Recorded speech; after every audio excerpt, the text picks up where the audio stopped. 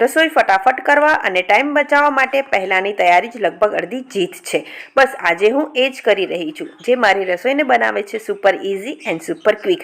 Hello, જય Shri Krishna friends, મારા mini વ્લોગમાં તમારું સ્વાગત છે. અને આજનો મારો વિડીયો શાકભાજી પ્લાનિંગ ઉપર રહેવાનો છે.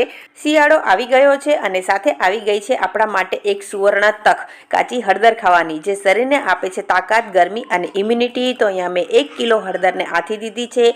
અને હવે હું આપણી ડેઇલી રૂટીનની રસોઈમાં ટાઈમ અને મહેનત બચાવે એવી થોડી પ્લાનિંગ કરી લઈશ. પહેલાં લીંબુનો રસ નીકાળીને રાખી દઈશ, પછી આદુ અને મરચાંની પેસ્ટ બનાવી લઈશ. આમાં મેં થોડા ઘરગથ્થુ પ્રિઝર્વેટિવ નાખેલા છે, જેની ફૂલ રેસીપી મેં લોંગ વિડીયોમાં આપેલી છે.